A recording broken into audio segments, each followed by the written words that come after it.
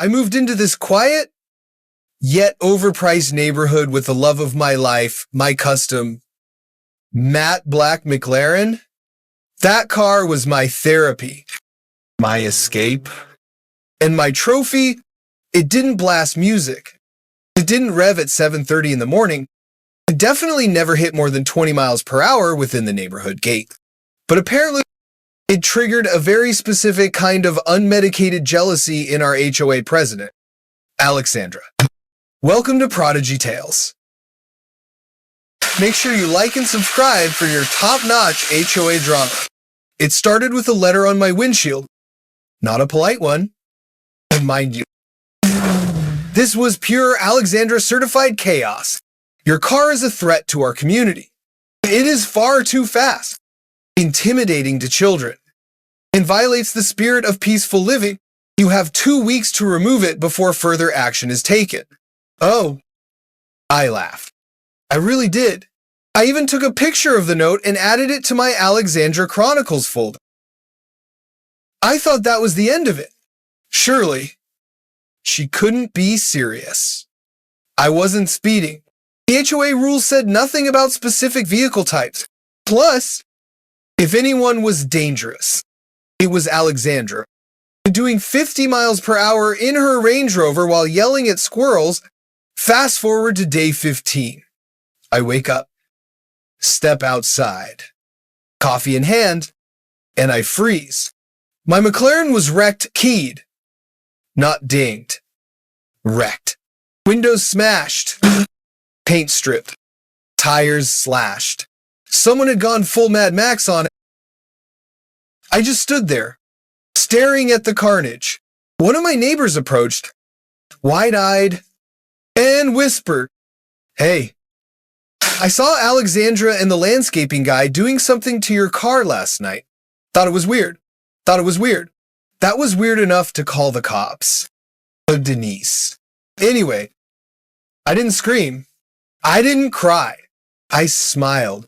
Why? Because Alexandra had no idea there was a security camera inside my porch light. I walked back inside, slowly, methodically, and pulled up the footage. There she was, in all her glory, yelling about vehicular threats while swinging a hammer like she was auditioning for a horror movie. I pressed pause. I grabbed my phone and called my lawyer. Alexandra wanted me to get rid of the car. Congratulations. Alexandra, you just upgraded me to a brand new one on your dime. Alexandra really thought she did something. She must have strutted home after smashing my McLaren like she was some suburban vigilante proudly defending the neighborhood from the horrors of luxury performance. Unfortunately for her, she forgot I have 2 things she doesn't: legal rights and video evidence. I handed everything to the police: timestamps, footage, and even a witness statement from Denise. Finally decided that weird meant criminal. The officer reviewing the footage said, "Wow, she's not even trying to hide it. No ski mask, no gloves, just Alexandra in her floral housecoat, swinging a sledge like it was gardening day on a Lamborghini." The HOA tried to do damage control. I received a formal apology from the board, not signed by Alexandra. Of course, no. She doubled down. When the officer showed up at her door, she claimed she was the victim. That car was a missile on wheels. She barked, and he ignored my warnings. I was protecting the community. Oh, so now vandalism is community service. She even brought up child safety while saying my car was a temptation to speed. That's like blaming a blender for someone's bad haircut.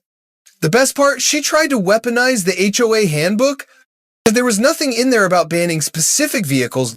I read it twice, just to be petty. In fact, I highlighted sections and emailed the board with the subject line, Alexandra's Favorite Fictional Rules Annotated Edition. And by the time we reached the civil suit stage, I had built the ultimate case: property damage, trespassing, harassment, defamation. Thanks to her HOA-wide emails about me being a reckless speed demon. and emotional distress. My lawyer was salivating.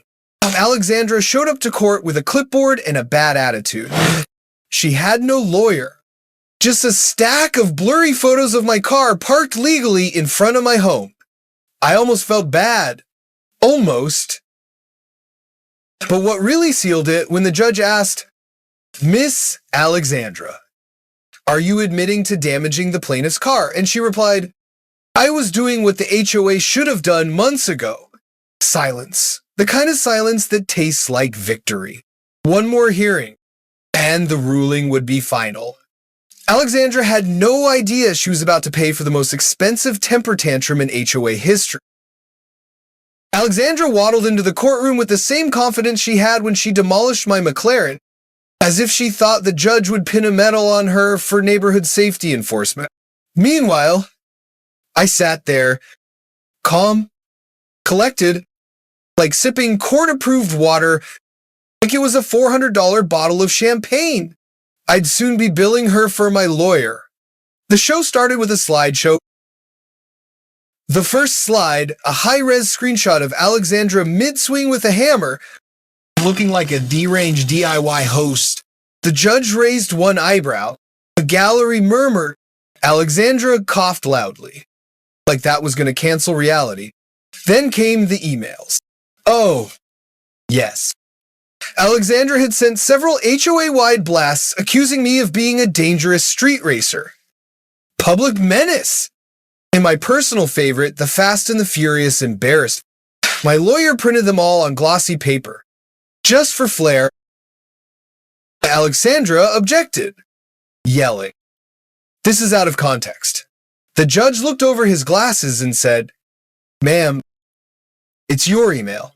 When it was Alexandra's turn to speak, she doubled down. That vehicle was a threat to every child within 5 blocks. I had no choice. That kind of horsepower should not be allowed near family. The judge calmly asked, "So you destroyed it?" "I neutralized it," she said with a completely straight face.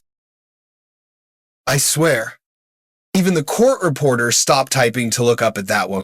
Then came my turn. I explained how the car had never been driven above 20 miles per hour in the neighborhood. I showed my noise decibel logs, GPS log, even testimony from several neighbors who said they'd never heard so much as a chirp from my tires. Basically, I ran a full Mythbusters on her nonsense. When closing arguments wrapped up, the judge sighed and leaned back. This is one of the more unusual cases I've seen, but the evidence is overwhelming. Miss Alexandra, you are liable for full damages. Alexandra blinked. Wait. What the judge continued. You will pay for the destruction of the vehicle at full replacement cost, including upgrades, plus core fees, and a fine for harassment. Her jaw hit the table. Meanwhile, I sat there smiling. Why? Because I had already ordered the new car with an extra detail. Alexandra wasn't ready for the new McLaren. It arrived 2 weeks later. Same model, same matte black. But this time I added custom red calipers and had "Thanks Alexandra" stitched into the leather headrest. Subtle, no. Satisfying beyond words. Alexandra, meanwhile, had entered financial hell. Replacing my car cost her nearly $300,000. After damages, legal fees, and the judge's harassment, fine. Rumor had it she had to sell her beloved white Range Rover and take out a second mortgage. Her husband left the HOA board. Her landscaper refused to return. Her poodle developed stress-induced alopecia. Karma was officially working overtime. I drove the new McLaren through the neighborhood at exactly 10 miles per hour, with a speaker playing the Curb Your Enthusiasm theme. Alexandra stood frozen on her lawn, watering her roses with a dead-eyed stare, watching me roll by like the final boss in a video game. She absolutely failed to beat. She tried to save face at the next HOA meeting, claiming she acted in good faith and that the court system was biased against safety advocates. Nobody bought it. Denise even brought popcorn to the meeting. The HOA unanimously voted to remove Alexandra from her post as president. One board member suggested banning her for threatening the peaceful nature of the neighborhood. As for me, I installed a new camera system. Alexandra never walked within 10 feet of my property again. Avoids eye contact like I'm Medusa driving a luxury serpent. Oh, and I framed the original HOA complaint letter she wrote and hung it in my garage. Right next to the security footage still of her swinging that hammer. Sometimes I just sit in the car, admiring the craftsmanship and the court receipt. I didn't win just because I got a new car. I won because I reminded everyone in that neighborhood that a title like HOA president doesn't make you judge, jury, and executioner. And if you try to destroy someone else's property over your own imaginary rules, you just might end up losing everything over a grudge against a gear shift.